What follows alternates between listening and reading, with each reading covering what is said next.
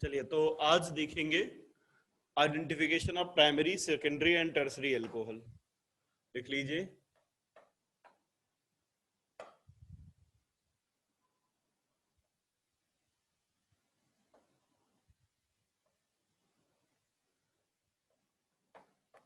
Identification of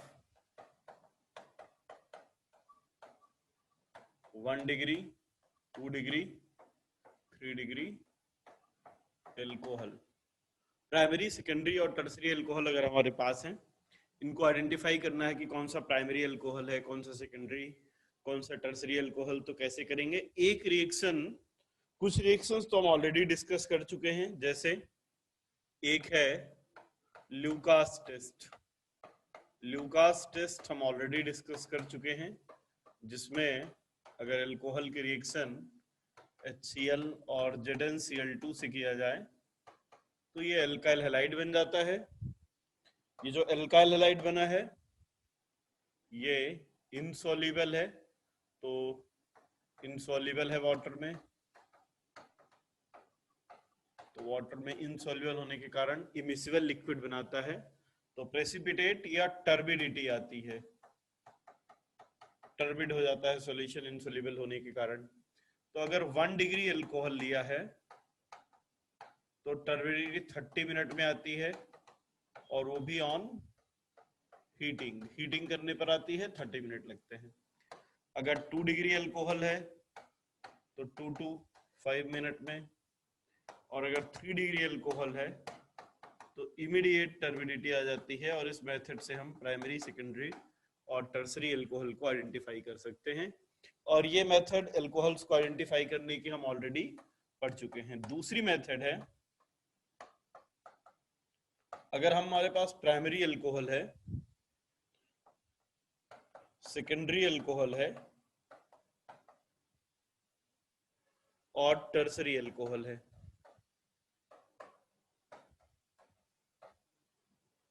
primary alcohol है, अगर इसकी रिएक्शन K2Cr2O7 से करें, K2Cr2O7 ऑरेंज कलर का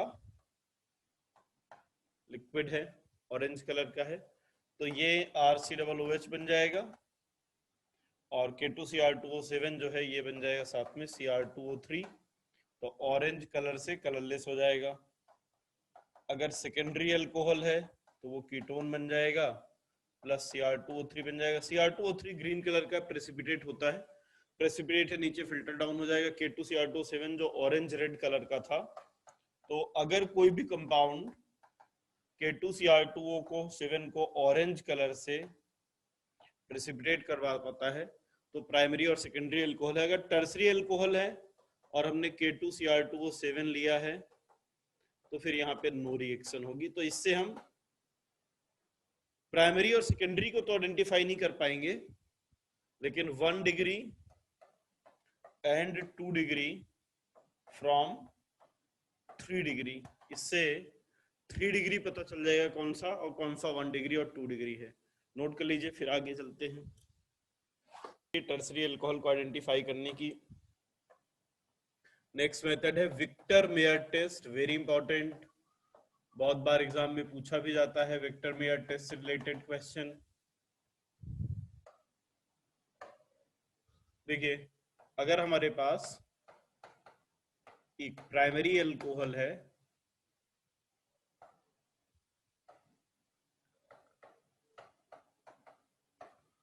सेकेंडरी एल्कोहल है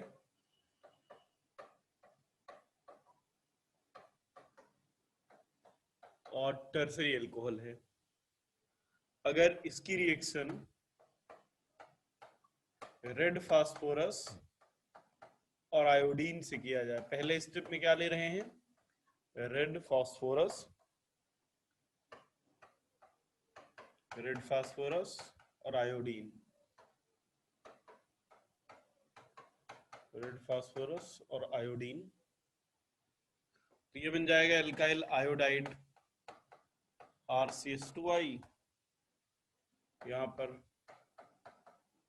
भी एल्काइल आयोडाइड, प्राइमरी सेकेंडरी, और ये टर्सरी एल्काइल आयोडाइड। अब अगर इसकी रिएक्शन AgNO2 से किया जाए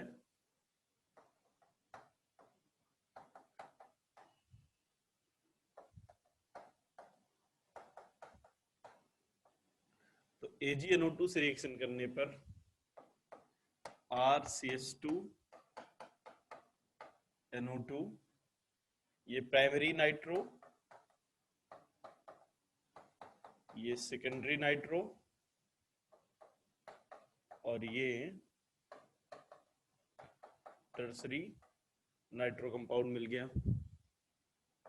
अब अगर इसकी रिएक्शन HNO2, देखिए पहले स्टेप में रेड फास्फोरस एच, पहला स्टेप रेड फास्फोरस एच, दूसरा स्टेप AgNO2, और तीसरे स्टेप में HNO2 लेते हैं।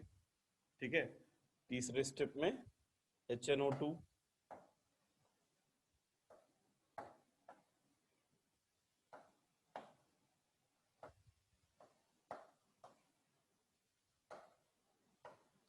HNO2 को अगर देखें तो HNO2 का स्ट्रक्चर ऐसा है, N double bond O OH nitrous acid, जो कि हमने नेक्स्ट स्टेप में लिया है। नाइट्रस एसिड से रिएक्शन करने पर यहां से H2O बाहर निकल जाएगा, और जब H2O बाहर निकलेगा तो ये कन्वर्ट हो जाएगा RC double bond N OH NO2। ये यहां पर अगर HNO2 से रिएक्शन करें तो ये हो गया HNO2। ठीक है, और अब यहाँ पे ये जो H था और ये OH, यहाँ से वाटर निकलेगा, और अगर वाटर निकलेगा तो ये क्या बन जाएगा, ये बन जाएगा RCR,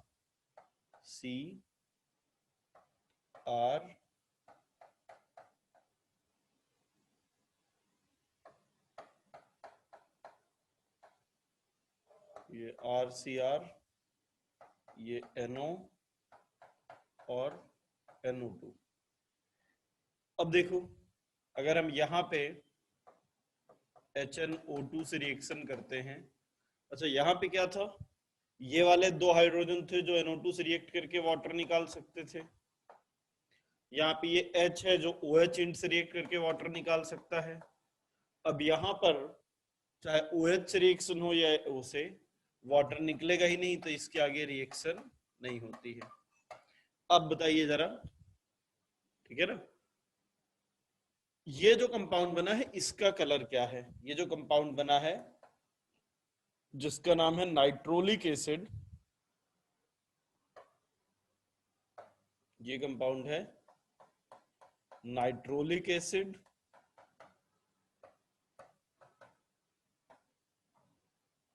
ये कंपाउंड बना है सूडोनाइट्रॉल। कोई बता सकता है नाइट्रिक एसिड का ओके ओके रेड ब्लड? नहीं, ये जो नाइट्रोलिक एसिड बना है इसका ब्लू कलर का है, सूडोनाइट्रॉल भी ब्लू कलर का है। जब इसमें हम नाइट्रोलिक एसिड में NaOH डालते हैं, जब नाइट्रोलिक एसिड में NaOH डालते हैं तो ये ब्लू से अभी रेड कलर मिलेगा। अब ये ब्लू से रेड मिला है आफ्टर एडिंग NaOH। सूडोनाइट्रॉल में अगर हम सूडोनाइट्रॉल में NaOH डाल भी देते हैं तो पहले भी ब्लू कलर था, after addition of NaOH it is still blue colour, और इस बार तो रिएक्शन ही नहीं हुई, तो अगर आप NaOH डालोगे तो कोई भी चेंज नहीं आएगा। पहले भी सॉल्यूशन कलरलेस था, अभी भी सॉल्यूशन कलरलेस होगा। तो ध्यान रखिएगा, नाइट्रोलिक एसिड ब्लू ही कलर का है, नाइट्रोलिक एसिड में NaOH डालने पर रेड कलर आता है। क्यों? क्योंकि ये एसिड है, NaOH बेस है, और आपको तो पता है एसिड को बेस पसंद है, एसिड बेस रिएक्शन होगा, यहाँ रेड कलर आ जाएगा। इसके पास कोई भी एसिडिक हाइड्रोजन नहीं है, ना एसिड है ना बेस है, तो जैसा पहले था कोई रिएक्शन ही नहीं हुई, वैसा ही कलर रह गया। यहाँ पर पहले भी कोई कंपाउंड रिएक्शन नहीं हुई थी, पहले भी कलरलेस था, स्टिल कलरलेस है, तो यहाँ पे कलरलेस, इसीलिए इसको विक्टर मेयर टेस्ट को कई बार आरबीसी टेस्ट भी कहते हैं, red blue colourless, RBC test. तो प्राइमरी, सेकेंडरी और टर्सरी अल्कोहल को आइडेंटिफाई करने के लिए हमारे पास मेथड है। एक तो रेड फास्ट, एक तो हमने देखा कि अगर ल्यूकास रिएजेंट से देखें तो प्राइमरी, सेकेंडरी, टर्सरी अल्कोहल को आइडेंटिफाई कर लेंगे। दूसरा एजरी K2Cr2 से, तीसरा वेक्टर मेयर टेस्ट से, ठीक है। नेक्स्ट लिखते हैं ईथर। अल्कोहल देख लिया था, नेक्स्ट टॉपिक है ईथर। ईथर ROR, ठीक है। तो दो चीजें होंगी इसमें भी, ईथर बनाने की मेथड और ईथर की प्रॉपर्टीज। अब ईथर बनाने की जो मेथड है बहुत कम, ईथर बहुत छोटा टॉपिक है, 2-4 अल्कोहल का ही एक पार्ट, आप ऐसा समझ सकते हैं। कुछ रिएक्शन है प्रिपरेशन और कुछ प्रॉपर्टीज। पहले प्रिपरेशन देख लेते हैं। जैसे ईथर बनाना है, एक मेथड तो एल्कीन से बना सकते हैं हम, CH3 CH double bond CH2। ये मैंने आपको बताया था कि पहले स्टेप में अगर मर्क्यूरिक एसीटेट ले लिया जाए, सेकेंड स्टेप में वाटर की जगह अगर CH3OH ले लें और NaBH4, तो ये CH3 CH OCH3 CH3 ये बन जाएगा ईथर।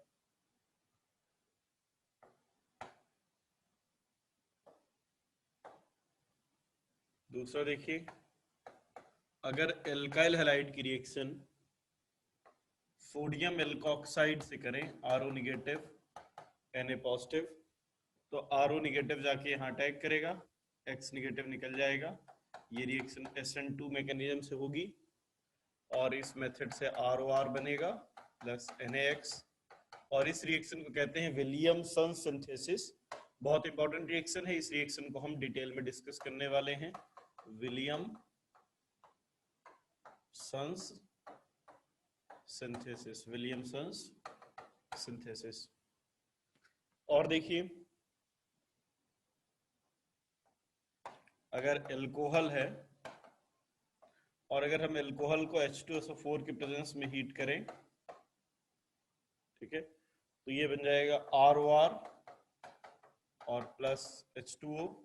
और जब एसिड के प्रेजेंस में हीट करते हैं लो टेम्परेचर पर अबाउट 140 to 160, तब इस रिएक्शन का नाम होता है विलियमसन्स। अभी इस रिएक्शन का नाम है विलियमसन्स कंटिन्यूअस एथरिफिकेशन, और इस मेथड से भी हम ईथर बना सकते हैं।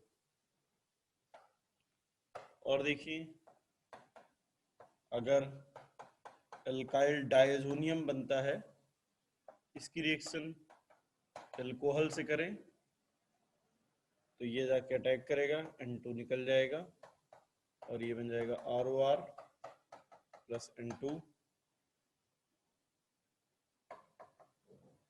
ठीक है।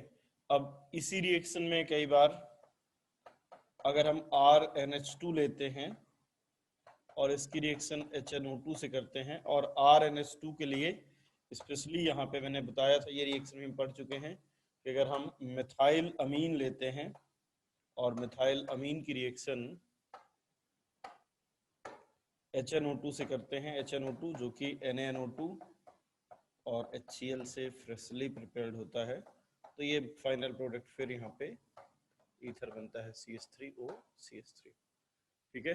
नोट कर लीजिए, फिर एक एक करके ये दोनों रिएक्शन, ये फर्स्ट वाली और फोर्थ वाली रिएक्शन तो हम ऑलरेडी पढ़ चुके हैं, फर्स्ट और सेकेंड और थर्ड रिएक्शन ये हमें डिटेल में पढ़नी है।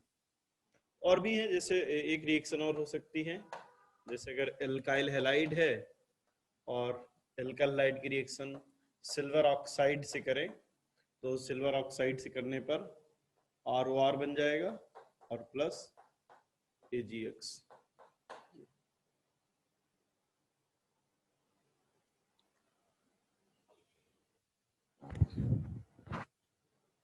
नोट कीजिए इसको, फिर आगे चलते हैं। बाकी लोगों को आवाज सही आ रही क्या? आवाज कम आ रही है क्या?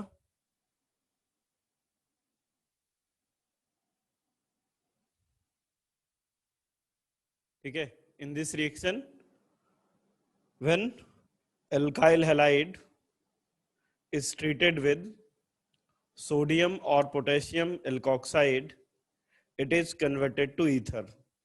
क्लियर है क्या? ये क्या होगा इस रिएक्शन में? एल्काइल हैलाइड की रिएक्शन करेंगे किसके साथ? सोडियम या पोटेशियम एल्कोक्साइड से। एल्काइल हैलाइड सोडियम या पोटेशियम एल्कोक्साइड, ये RO negative as a nucleophile जाके अटैक करेगा, एक्स नेगेटिव निकल जाएगा, प्रोडक्ट ROR और प्लस NaX, ईथर यहां पे प्रोडक्ट बनेगा। तो अब देखिए, ये जो रिएक्शन है ये SN2 मैकेनिज्म से होती है। तो अगर ये रिएक्शन SN2 रिएक्शन मैकेनिज्म से है तो कौन से ईथर, कब ये रिएक्शन नहीं होगी? उन कंपाउंड्स में रिएक्शन नहीं होगी जिनमें SN2 रिएक्शन नहीं होती है। जैसे alkyl halide must not be, number 1, alkyl halide alkyl fluoride नहीं होना चाहिए, क्योंकि अगर एल्काइल फ्लोराइड होगा तो कार्बन फ्लोरीन बॉन्ड इतना स्ट्रांग है कि alkyl fluoride normally SN2 reactions तो नहीं करता है, तो यहां पर नहीं होगा एक केस।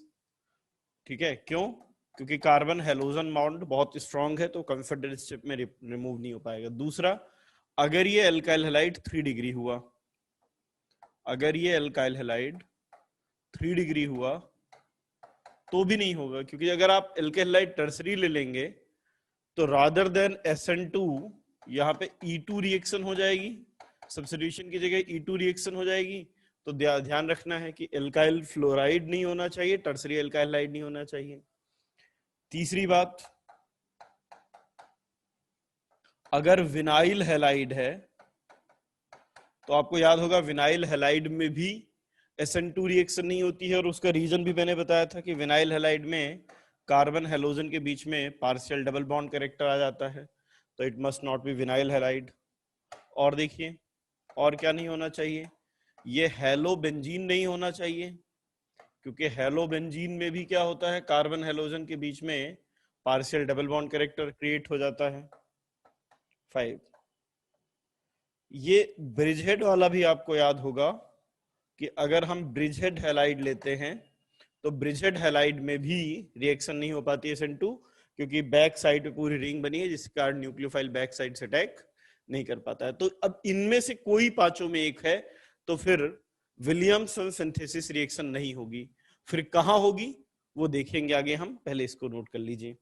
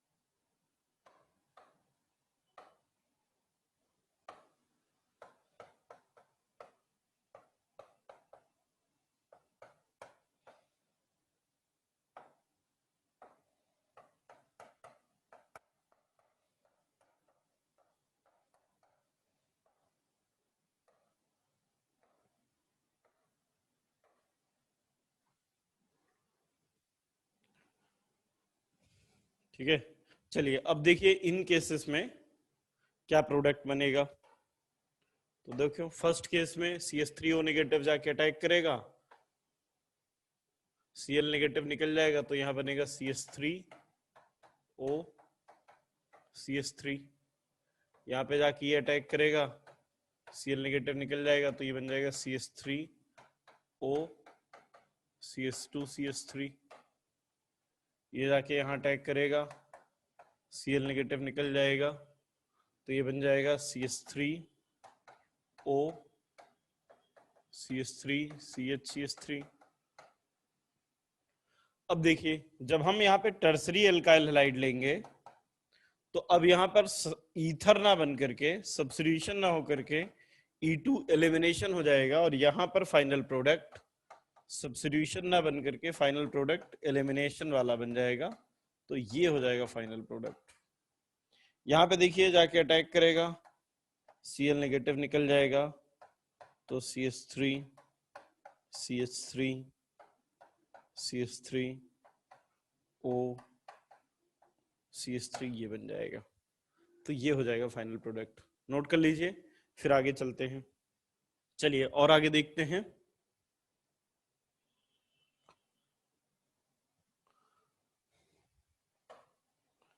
मान लीजिए एक रिएक्शन है जिसमें हमें ये प्रोडक्ट बनाना है PHO CH3। तो क्वेश्चन है इस प्रोडक्ट को बनाने के लिए कौन से एल्काइल हैलाइड ले। क्वेश्चन ऐसा भी आ सकता है कि ये ईथर बनाना है, कौन सा एल्कोक्साइड और कौन सा एल्काइल हैलाइड ले। तो ध्यान रखना यहाँ पे हेलो बेंजीन तो हम नहीं ले सकते, तो यहाँ पे हमें फिनॉक्साइड ले लें। अगर हम यहाँ पे फिनॉक्साइड ले लें,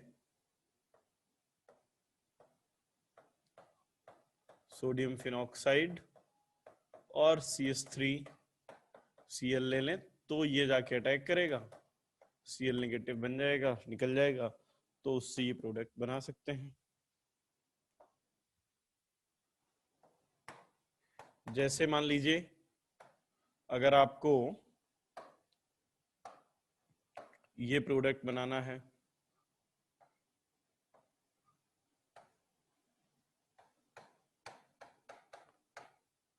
तो कैसे बनाएं? तो बिल्कुल सिंपल है। इसको बनाने के लिए आपको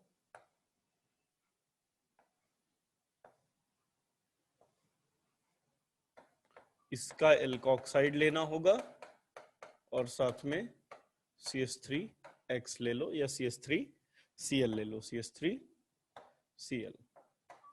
तो ये जाके अटैक करेगा, Cl नेगेटिव निकल जाएगा। इस तरह से बना सकते हैं। और देखिए जैसे मान लो एक मॉलिक्यूल है, ये ऐसा Cl है,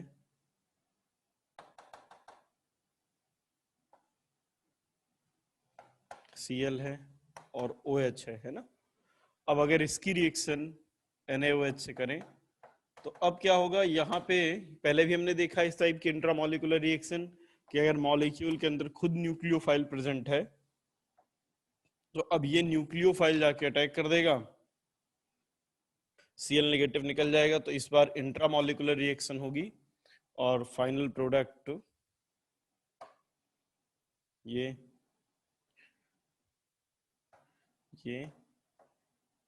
O और प्लस HCl बाहर निकल जाएगा तो इपॉक्साइड बन जाएगा।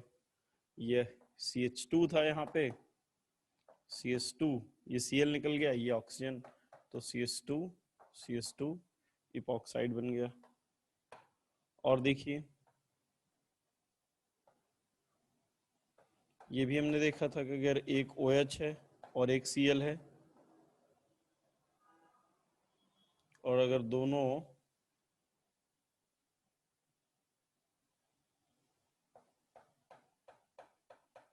अपोजिट डायरेक्शन में है, NaOH रिएक्शन करें, Na पॉजिटिव OH नेगेटिव, ये जाके अटैक करेगा, Cl नेगेटिव निकल जाएगा, तो ये इपॉक्साइड प्लस HCl। और देख लीजिए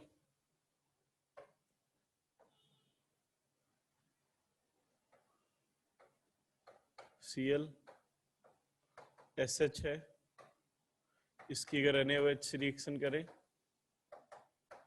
तो ये जाके अटैक करेगा, Cl नेगेटिव निकल जाएगा। तो यहाँ पे ये 1 2 3 4 5 मेंबर रिंग बनेगी। क्या दिक्कत है बेटा? सर सेकेंडरी अल्काइल होगा तब भी एल्कीन बनेगा या फिर फर्स्ट सिर्फ टर्सरी में?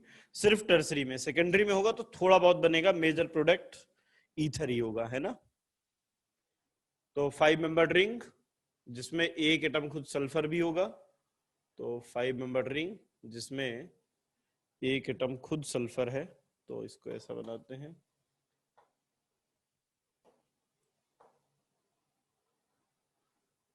ये इस तरह से, ये हो गया 1 2 3 4 5 4 5 और ये 6 एटम सल्फर, ये ऐसा, ठीक है।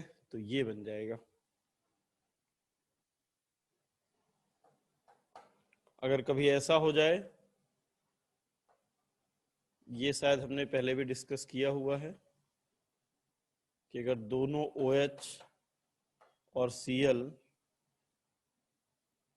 एक ही डायरेक्शन में आ गए और फिर हम NaOH रिएक्शन करते हैं, तो अब फिर ईथर नहीं बन पाएगा। अब यहाँ पे एक OH वो जिस डायरेक्शन में है उसी डायरेक्शन में रहेगा, और जो दूसरा OH है वो बैक साइड से आएगा, तो ये फाइनल प्रोडक्ट बनेगा।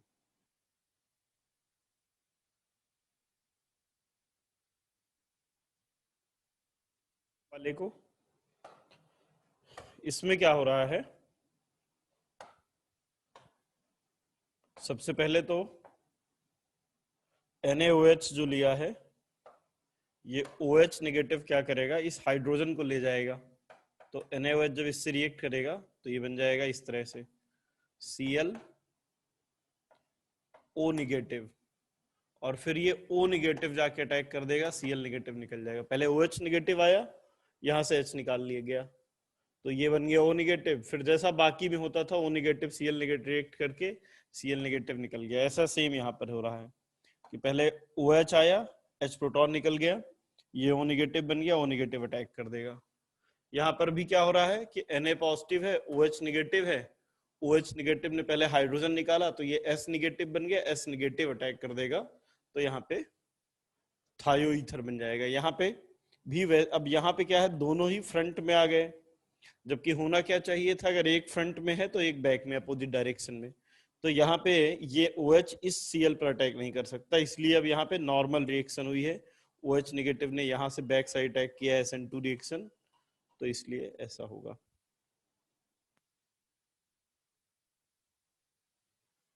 देखते हैं विलियमसन्स कंटिन्यूअस ईथरिफिकेशन। विलियमसन्स कंटिन्यूअस ईथरिफिकेशन, ये रिएक्शन अल्कोहल के साथ होती है लो टेम्परेचर पर। जैसे अगर हमारे पास CH3 CH2OH है, इसकी रिएक्शन H2SO4 से करें अबाउट 140 टू 160 टेम्परेचर, 160 टू 180 लेंगे तो एलिमिनेशन होगा, तो ये कन्वर्ट हो जाएगा CH3 CH2O CH2 CH3 में। अब देखिए रिएक्शन कैसे होगी। H2SO4 का तो आपको पता है स्ट्रॉन्ग एसिड है, डिसोसिएट होगा H पॉजिटिव और HSO4 निगेटिव। एल्कोहल का प्रोटोनेशन होगा CH3 CH2OH under acidic medium will gets protonated and converted to oxonium ion CH3 CH2OH2 positive। अब क्या है, यहां से वाटर निकलेगा, तो ये बन जाएगा CH3 CH2 पॉजिटिव कार्बोकेटायन, और कार्बोकेटायन बना, तो अब एल्कोहल का ही दूसरा जो मॉलिक्यूल था, एल्कोहल का ही दूसरा मॉलिक्यूल न्यूक्लियोफाइल की तरह अटैक करेगा, तो ये बन जाएगा CH3 CH2OH positive CH2 CH3। अब यहां से H प्रोटॉन निकल जाएगा और फाइनली ये कन्वर्ट हो जाएगा CH3 CH2O CH2 CH3, ये बन जाएगा ईथर।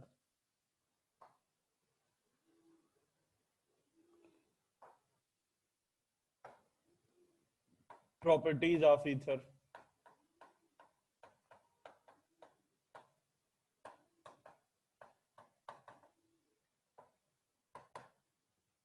ठीक है, जैसे ROR, दो इंपॉर्टेंट रिएक्शन है इसकी।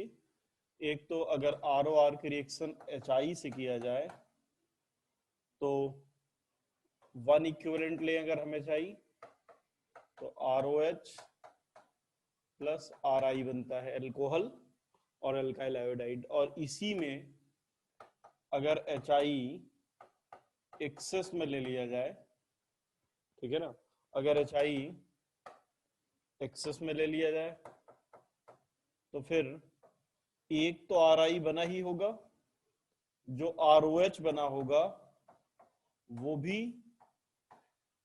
रिएक्ट करके HI से RI बन जाएगा, मतलब 2 इक्विवेलेंट ऑफ एल्काइल आयोडाइड बनेंगे। इस रिएक्शन को हमें काफी डिटेल में पढ़ना है।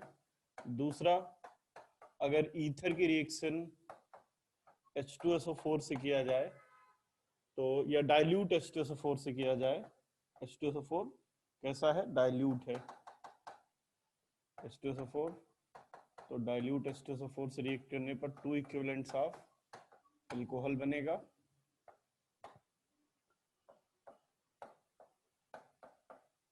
और रिएक्शन हम ऑलरेडी पढ़ चुके हैं, जैसे अगर इसकी रिएक्शन PCl5 से किया जाए तो एक तो POCl3 बन जाएगा plus 2 equivalents of alkyl halide बन जाएगा।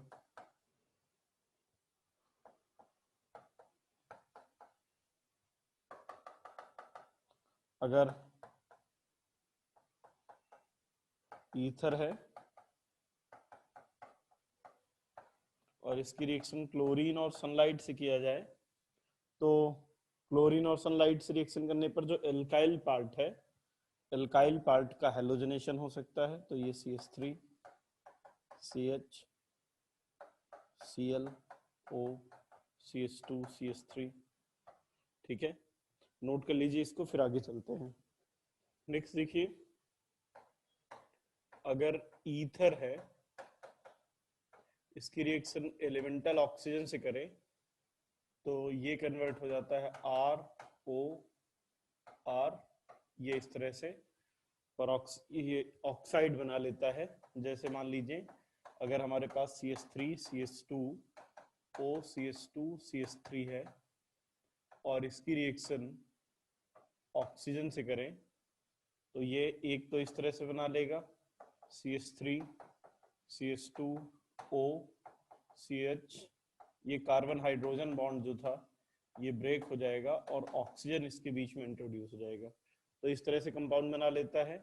ये पेरोक्साइड है, फॉर्मेशन ऑफ पेरोक्साइड,